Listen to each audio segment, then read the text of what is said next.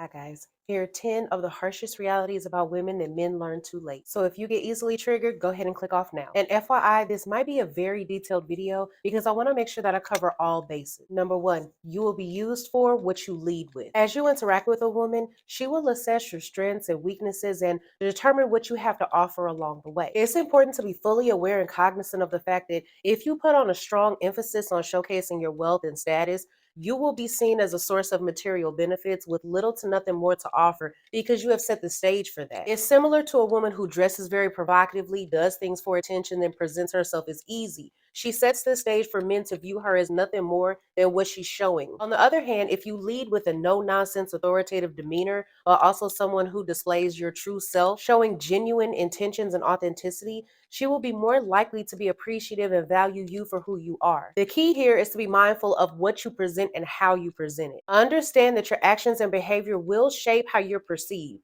So don't lead with anything that won't reciprocate genuineness from her. Number two, a woman will run over you if you let her. If you don't assert your dominance and masculinity, a woman will run over you. Once a woman perceives you as weak, your attraction level greatly diminishes in her eyes. If a man is too fearful, needy, or clingy, he's naturally more cautious with women because out of fear, he doesn't want to say no to them because he feels by doing this, he will lose them. It's a very slippery slope because once you start that cycle, it's damn near impossible to break out of it. We as humans haven't evolved that much from our ancestral days when life was about survival. During those times, food was eaten only in season and people worked extremely hard, so any sort of weakness or incompetence made you a burden that threatened the survival of the rest of the group. And just like the rest of the group relied on your strength and competence for survival, so did your woman at home. So strength was and still is one of the most important attributes you can possess as a man. The weak men were left to die and the strong men were leaders of the pack. The same is still true today. So for most women, if they see you as a weak man, they will take your place in being the man because subconsciously they see it as survival, even though we're not living in those days anymore. Number three is nice guys usually do finish last. There's two main reasons that this statement is valid. The first reason is that she's not done playing the field.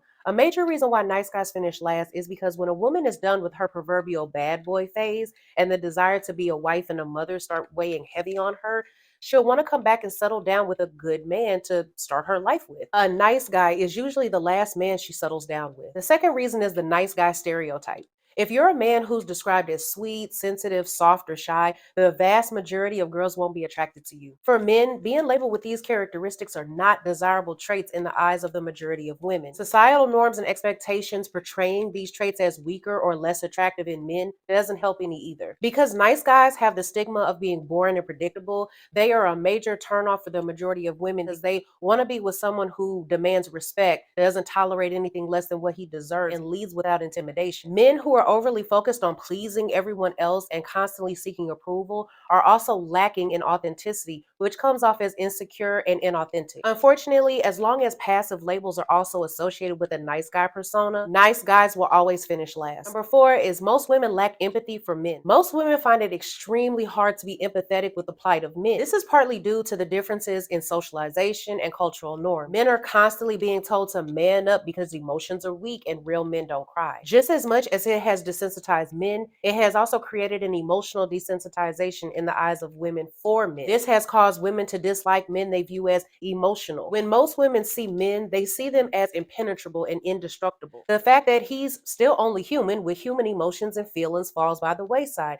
and put on the back burner. Number five is most women like emotionally unavailable men. We as humans tend to want what we feel that we can't have. We want what's just out of reach for us. Most of the time, you'll find that women even themselves don't know why they're attracted to men like this. You'll hear them say things like, I don't know, it's just something about him. This psychological phenomenon can be explained by these four factors. One, the scarcity principle. People tend to place a higher value on things that are rare or in short supply. When something is difficult to obtain or seems unobtainable, the desire for it increases. Two, the challenge factor. The challenge of pursuing something that's difficult to obtain is usually part of the appeal. The thrill of the chase and the excitement of possibly getting the one that's unavailable can make the desired outcome even more desirable. Three, the intrigue of the forbidden fruit.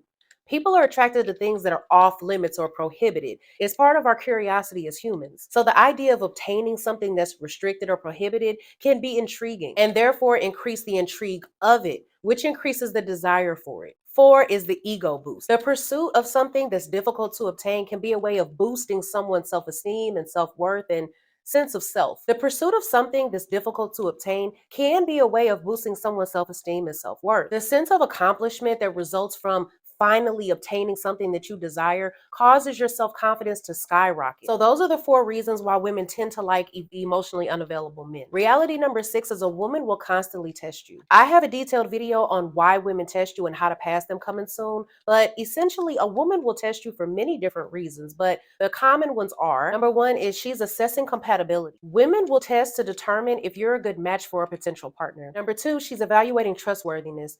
Women will test men to see if they can trust them. Number 3, she's measuring confidence. Women will test men to see if they are confident and self assured. Number 4, she's gauging interest. Women will test men to see if they're truly interested in them. Number 5, she is determining boundaries. Women will test men to see what they're able to get away with and what you're not willing to tolerate in a relationship. Reality number 7, the main thing all women want is security. No matter the type of woman that you're dealing with, women innately want to feel secure with a man in every single facet of life, monetarily, emotionally, physically, and spiritually. Yes, the world has changed and women are more independent, free willed, and self sufficient now more than ever. But a woman's instinctive desire to feel protected by a man hasn't gone anywhere. It's a hardwired instinct that even the most independent woman will bow to. Every single attribute a woman desires in a man, whether it be masculinity, honesty, confidence, emotional intelligence, stability, etc., will always result in one desire that she wants fulfilled,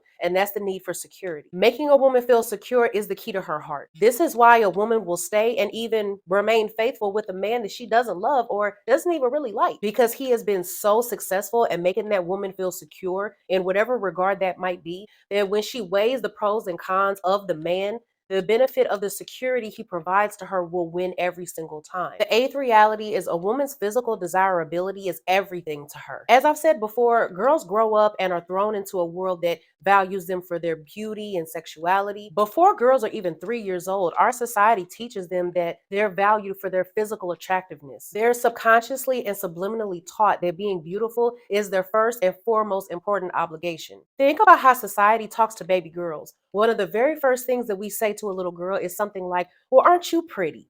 Or, "Well, look at all that beautiful hair," or, "She's so beautiful." These are the things that girls experience as a child that shapes her reality as a woman. This causes an inflated sense of self and places an extreme importance on the need of being wanted and desired. So women start leading with their sexual alter ego. They start equating their value to their sexual desirability. This also creates a very vulnerable weak spot for women when they feel their physical appearance is lacking. The 9th reality is attention is the main driving factor for most women. When a woman receives a substantial amount of attention, she feels it equates to self-worth and self-validation if she doesn't have a strong sense of security within herself.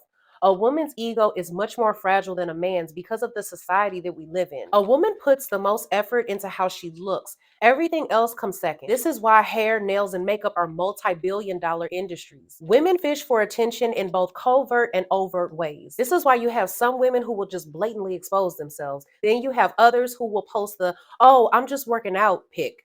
Meanwhile, she's showing her whole body in the clips on social media. Bottom line, attention is a woman's biggest currency. The 10th reality is she usually won't be able to match her sex drive. As I've said in previous videos, because of biological signaling and biomarkers, a woman has an innate resistance to want to have sex very frequently because natural selection has conditioned her mind to equate sex with pregnancy and the biological and social complications that arise from it. This is why women typically have a substantially lower sex drive than men. So you will be hard pressed to find a woman who can actually match your sex drive long term. Now, I'm not talking about the honeymoon phase when everything is new and you just want to rip each other's clothes off 24/7. Once you get more familiar with each other and the newness of the relationship has died down a little, you'll find that usually her sex drive will too. So those are the 10 harshest realities about women that men learn too late. So with that being said, until the next video, I'll see you guys later. Bye.